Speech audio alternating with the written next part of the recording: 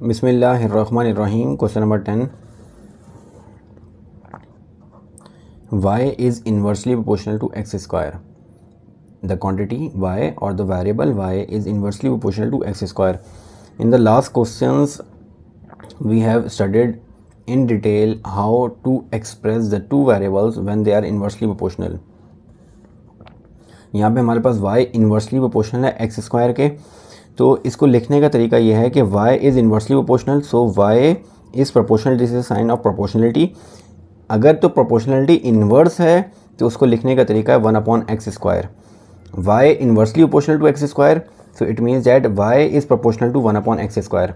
जब भी प्रोपोर्शनलिटी होगी दो वेरिएबल्स के दरमियान में तो वो y is proportional to 1/x square लिखा जाएगा।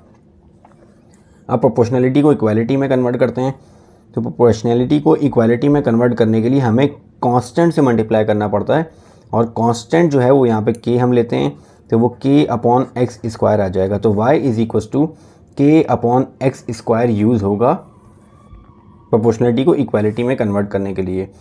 तो y is equal to k/x square हमारे पास इक्वेशन आ जाएगी। Further they are saying that y is inversely proportional to x square, and अब कह रहे हैं कि y की वैल्यू b है किसी भी पर्टिकुलर वैल्यू ऑफ x के लिए। अब x की वैल्यू हमें नहीं पता कि x की क्या वैल्यू है जब y की वैल्यू b आ रही है, बस उन्होंने हमें ये बता दिया कि y की वैल्यू आपके पास b गिवन है किसी भी पर्टिकुलर वैल्यू ऑफ x के लिए। तो मैं एज्यूम कर लेता हूँ कि x की किसी भी पर्टिकुलर x की वैल्यू पे हमारे पास y की वैल्यू b आ रही है, तो मैं यहाँ पे y को b पुट कर देता हूँ, और x की वैल्यू नहीं पता किसी पर्टिकुलर वैल्यू ऑफ x के लिए तो उसको मैं x ही रहने देता हूँ अभी। तो y की value b is equal to k/x square. तो ये एक मेरे पास इक्वेशन आ गई।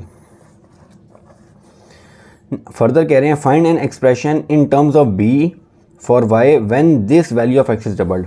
वो कह रहे हैं यहाँ पे जो x की वैल्यू है, जो भी यहाँ पे x की वैल्यू यूज़ हुई वो हमें अभी नहीं पता, उन्होंने अभी सिर्फ कहा है कि पर्टिकुलर वैल्यू ऑफ x है।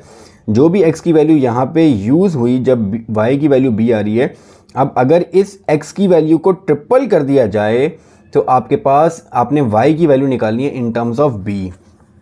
तो मैं यहाँ पे क्या करता हूँ, अब यहाँ पे न्यू वैल्यू ऑफ x वो क्या होगी, जो यहाँ पे x की वैल्यू यूज़ हुई है उसका ट्रिपल्ड हो जाएगा। यानी अब जो न्यू वैल्यू ऑफ x आएगी वो tripled of last value of x आ जाएगी। तो यानी x कॉम्प्लीमेंट मैंने इसको ले लिया, वो 3 टाइम्स ऑफ x हो जाएगा, और जब x की वैल्यू 3 टाइम्स ऑफ x हो जाएगी, इस टाइम पे y की वैल्यू क्या होगी वो मुझे फाइंड आउट करनी है। यहाँ पे y की वैल्यू b थी, अब यहाँ पे y की वैल्यू क्या होगी वो मुझे फाइंड आउट करनी है। तो अब इक्वेशन आपके पास बन जाएगी y complement is equal to k/x complement square. y complement find out करना है, y complement is equal to k/x complement, x complement is 3x and whole square.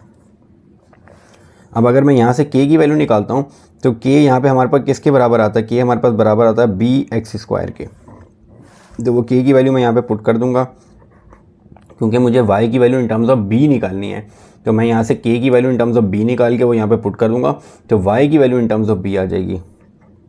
तो y complement is equal to k की जगह आ जाएगा bx square divided by 9x square. x square से x square cancel out हो जाएगा, तो y complement हमारे पास आ जाएगा y complement is equal to b/9।